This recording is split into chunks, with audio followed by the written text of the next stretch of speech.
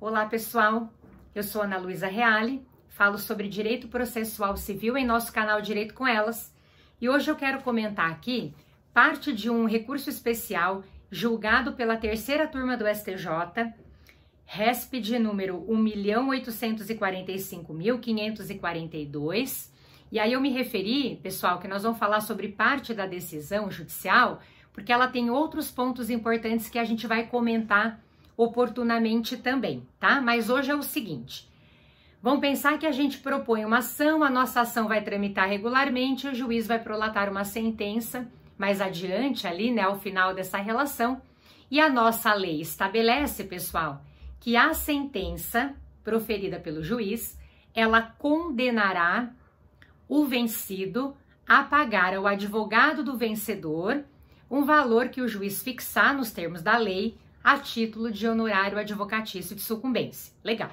Agora vamos pensar na seguinte situação. A propõe uma ação de indenização em face de B e faz ali, nessa ação de indenização, ele cumula pedidos. Ele está pedindo tanto dano material como dano moral.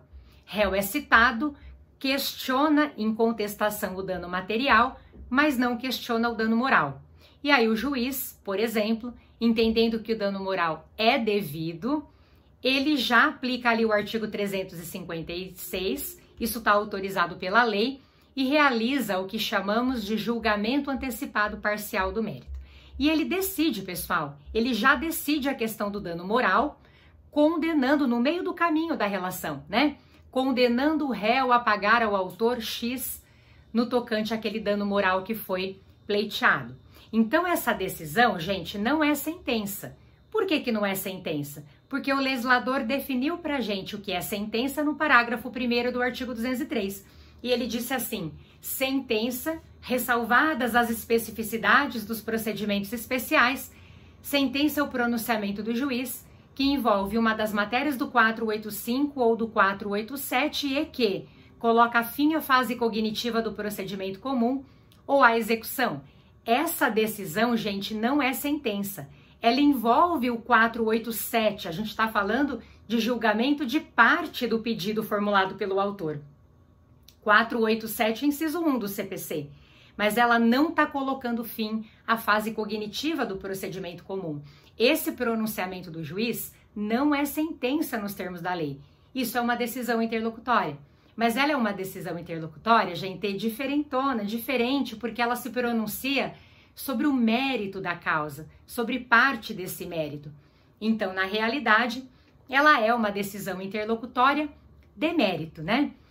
Porém, gente, ela não é uma sentença, acho que é importante a gente dizer aqui, por uma questão meramente conceitual. O legislador definiu pra gente o que é sentença, nós não conseguimos enquadrar esse pronunciamento como uma sentença, então, por exclusão, ela é considerada como decisão interlocutória.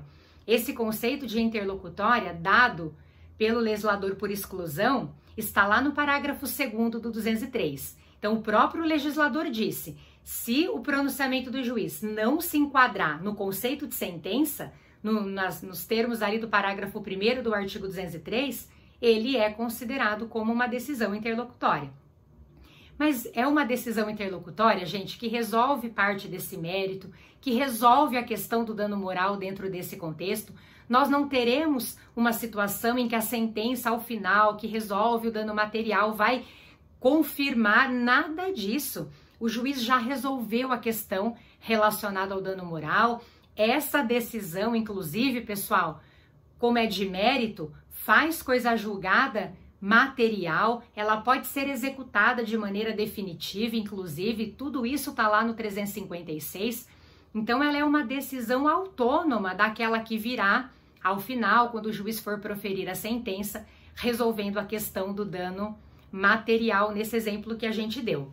E aí, essa decisão do STJ que eu trago aqui, gente, coloca pra gente especificamente que, muito embora esse pronunciamento não seja a sentença, essa decisão interlocutória de mérito terá o condão, né, claro, de condenar o vencido a pagar ao advogado da parte vencedora um valor ali relacionado ao honorário advocatício de sucumbência, dentro, obviamente, daquilo que foi decidido pelo juiz. Então, incide honorário advocatício aí sobre a nossa decisão interlocutória de mérito, esse recurso especial. Dentre tantas questões interessantes que ele nos traz, fala também sobre isso. Então, resolvi trazer essa questão no vídeo de hoje, tá? Para não me alongar muito, nós vamos ficar por aqui hoje. E em outra ocasião eu volto para a gente falar mais um pouquinho sobre essa decisão proferida pelo STJ, que tá bem fresquinha e bem interessante aí para a gente estudar. Por hoje era só, pessoal. Muito obrigada, um grande beijo e até o próximo vídeo, se Deus quiser. Tchau!